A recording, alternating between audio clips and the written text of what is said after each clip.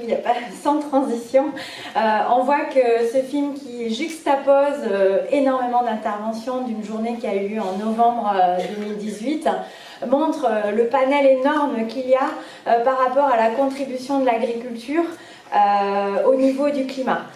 Donc ce sont que quelques exemples, mais on voit que le potentiel est très important et notre objectif, c'est aussi de mobiliser un grand nombre.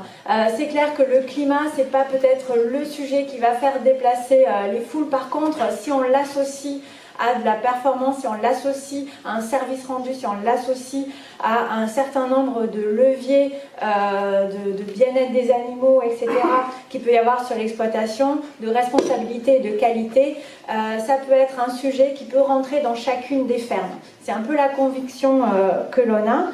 Et donc, je vous remercie de nous avoir donné la parole. Parce que là, je reviens à l'échelle de l'exploitation, mais vous allez voir qu'il y a un lien assez fort avec l'Europe, parce qu'en fait, toute l'action de la Chambre d'agriculture est soutenue par de nombreux partenaires. Donc il y a l'ADEME, il y a le Conseil régional et également il y a l'Europe qui fait qu'on peut derrière mettre en œuvre des dispositifs pour accompagner les agriculteurs dans des démarches de progrès. Donc les grands enjeux quand même à l'échelle d'une exploitation et à l'échelle du secteur agricole entier, c'est que d'une part, les agriculteurs seront quand même les premiers touchés par le changement climatique. On n'est pas dans un amphithéâtre, on n'a pas de toit, et donc tous les aléas climatiques sont des aléas qui touchent directement l'exploitation et qui touchent directement le revenu des agriculteurs. La deuxième chose, c'est que les agriculteurs sont responsables, mais tout autant que n'importe quel individu qui prend sa voiture ou un individu qui va décider d'isoler sa maison pour consommer moins de chauffage. Donc les agriculteurs aussi ont leur brique à mettre dans la réduction des gaz à effet de serre. Le troisième point, c'est que l'agriculture est source de solutions. On l'a vu avec la présentation de Claire sur notamment les énergies renouvelables et des énergies, vous l'avez entendu dans le témoignage du directeur régional de l'ADEME, l'agriculture actuellement produit autant d'énergie qu'elle n'en consomme, et si demain on produit encore de nouvelles énergies renouvelables, c'est aussi pour le reste de la société, pas seulement pour le secteur agricole. Et enfin, le troisième point important, c'est que l'agriculture et la forêt sont les seules activités capables de stocker du carbone. Et ça, c'est un enjeu majeur qui peut être un service reconnu et rendu à la société. Donc l'idée, c'est de mobiliser les agriculteurs en masse et de les mobiliser dans une démarche de progrès. On ne peut pas toucher 5%, 6% des agriculteurs. Notre objectif, c'est de toucher un maximum d'agriculteurs dans les actions qu'il est prêt à mettre en œuvre. Tout le monde ne fera pas les mêmes choses, mais tout le monde pourra faire quelque chose. Alors la Chambre régionale de l'agriculture a adopté en bureau le 6 novembre 2017, donc il y a un certain temps maintenant, une stratégie climat et qui se décline avec trois grands niveaux. D'abord sensibiliser, parce que c'est pas facile de s'approprier le sujet, on l'a vu, c'est assez complexe, en interne, auprès de nos propres conseillers, auprès des agriculteurs. Et l'idée, c'est aussi que chaque filière ait les moyens de s'évaluer, voir comment elle se situe par rapport au climat, sa vulnérabilité, mais aussi sa contribution aux gaz à effet de serre. Apporter des solutions, c'est le deuxième point. Accompagner les exploitants dans une démarche de progrès. Intégrer le climat dans le conseil. On n'arrive pas sur une exploitation en parlant juste climat. En fait, on parle d'abord technique, on parle d'abord performance, on parle d'abord bien-être des animaux et on aborde aussi le climat par derrière en l'intégrant dans le conseil. Nouer des partenariats, c'est important que tous les acteurs puissent être mobilisés sur les territoires et puis également s'impliquer dans les programmes de recherche. On verra tout à l'heure qu'on est impliqué dans plusieurs programmes européens notamment, parce que c'est le sujet du jour quand même. Et puis valoriser les efforts, c'est important de mesurer la contribution du secteur agricole, de l'identifier, de le faire connaître, communiquer sur l'implication des agriculteurs et pourquoi pas s'impliquer sur le marché du carbone. On a vu l'exemple avec la Poste qui est une expérimentation pour l'instant, mais demain, pourquoi pas, il y ait des partenariats au-delà pour valoriser économiquement le carbone qui peut être soit réduit, soit stocké dans les sols. Alors j'en viens dans cette démarche de progrès, il y a un certain nombre de mesures d'accompagnement. Évidemment, on n'est pas seul, ce sera abordé tout à l'heure par le Conseil régional. Il y a l'Europe qui nous aide, donc on a parlé des mesures agri-environnementales. Il y a un certain nombre de mesures qui sont favorables au climat, mais Géraldine le développera tout à l'heure. On a aussi des diagnostics, on disait que c'était important de chaque agriculteur soit capable dans sa filière de s'évaluer. Donc on a des diagnostics qui sont purement énergétiques, mais c'est pas ce qui... Enfin, on l'a vu tout à l'heure dans les graphiques, hein, l'énergie, c'est 2% des émissions pour le secteur agricole. En fait, l'agriculture émet beaucoup de gaz à effet de serre, mais qui sont non énergétiques. Donc c'est important d'aller sur l'énergétique parce que c'est aussi des économies sur le portefeuille, mais un diagnostic énergétique est souvent insuffisant pour vraiment engager une démarche de progrès global. On a aussi des autodiagnostics qui existent à l'échelle de l'exploitation, et là, toutes filières confondues. Et puis après, on peut aller plus loin.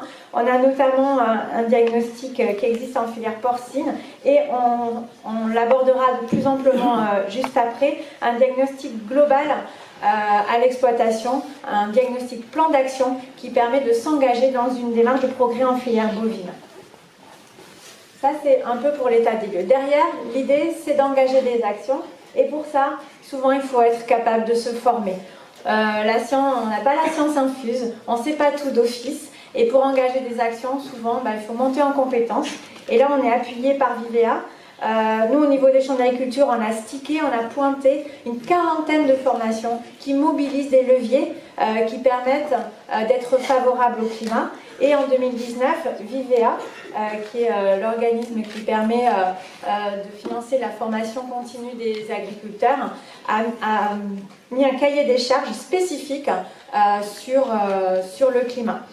Et donc, en tant que chambre, on souhaite s'engager dans cette démarche-là. Donc là, nous, on a un site internet où il y a toute la liste des formations, et notamment celles qui sont stickées climat. Vous voyez, il peut y avoir l'agroforesterie, on a parlé d'échanges parcellaires, il y a l'agroécologie, l'agriculture biologique. Il y a énormément de formations qui, dans les compétences que ça apporte, vont apporter des compétences pour être favorables au climat. Ensuite, il peut y avoir des investissements.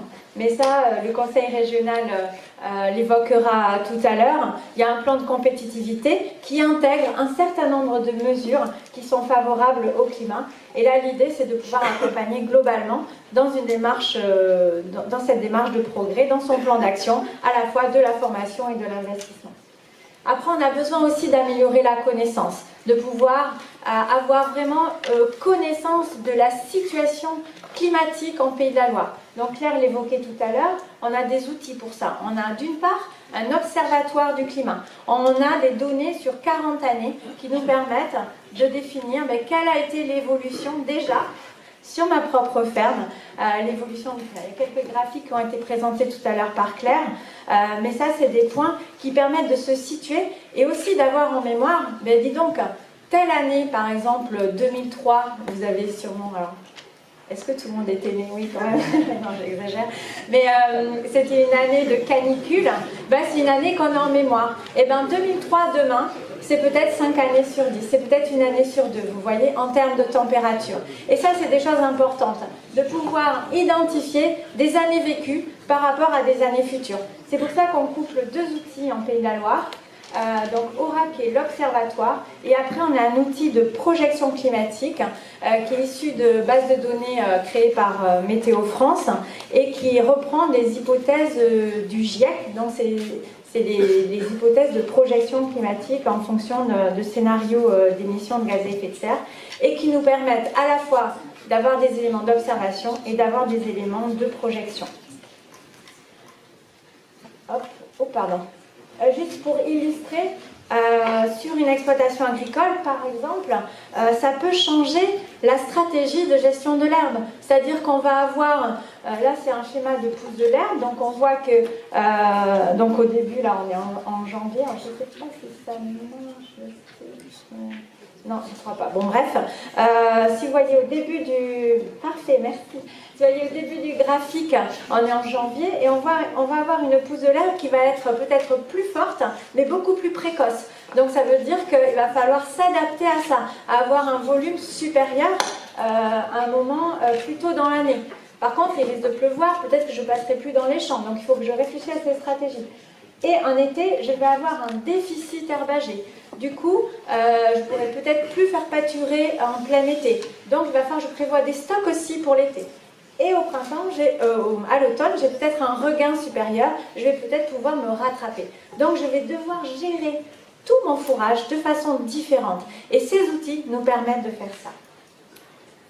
Alors, en suivant, je veux juste évoquer les projets européens. Donc, il y en a deux qui sont assez emblématiques parce que, notamment celui-là, Carbon Dairy, qui donne lieu à un outil, notamment Cap2ER, qui est le fameux outil de diagnostic dont on a vocation à le déployer sur un maximum de fermes.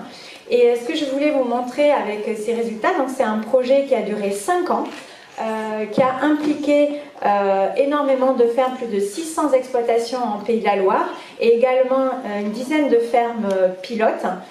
Et également, on a un projet petit frère qui s'appelle Beef Carbon, qui est sur les élevages bovins viande. Et donc, il y a des éléments chiffrés qui sont quand même intéressants, c'est-à-dire que, comme on l'a vu dans la vidéo, on a une corrélation entre la performance d'émissions de gaz à effet de serre et la performance économique de l'exploitation.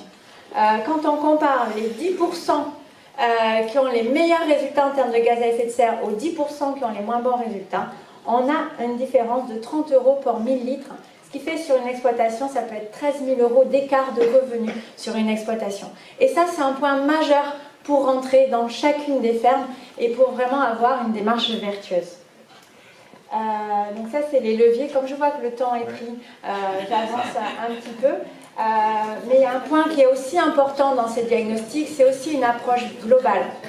Dans les exploitations qu'on a vues, on a pu identifier qu'une exploitation moyenne en Pays de Loire nourrit 1850 personnes. Une exploitation laitière en Pays de Loire nourrit 1850 personnes.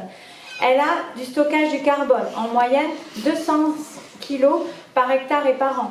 Et également, elle rend des services au niveau de la biodiversité, en équivalent hectare, une centaine d'hectares par exploitation, par les haies, les prairies, etc. Donc ça, c'est des points qui sont aussi intéressants. Il n'y a pas que le stockage du carbone, il y a aussi toutes les autres fonctionnalités d'exploitation. Et ça, c'est important pour valoriser aussi l'agriculture. Après, il y avait un petit point sur les projets européens dans lesquels on est impliqué. Alors là, je vais passer très très vite. Il y a un certain nombre de programmes qui sont organisés chez Européens, des projets H2020, des projets Interreg, dans lesquels les chambres d'agriculture sont impliquées, notamment en tant que partenaires à l'intérieur de consortiums européens. Et pourquoi c'est intéressant qu'on participe? Parce qu'on a le lien avec le terrain, avec des fermes pilotes, avec des stations expérimentales, avec des groupes d'agriculteurs qui sont impliqués dans les projets. Derrière, il y a une liste de projets sur les matériaux biosourcés, sur le gaspillage alimentaire, sur le recyclage des déchets organiques, sur le stockage du carbone dans les zones humides, sur le pâturage, sur la diversification des assolements. On a des projets sur l'économie circulaire, l'économie rurale, et sur l'agrobiodiversité. Donc vous voyez que tous ces projets-là européens nous donnent de la matière pour demain apporter des solutions aux agriculteurs sur le climat et plus globalement même sur tous les services rendus par l'agriculture. Merci.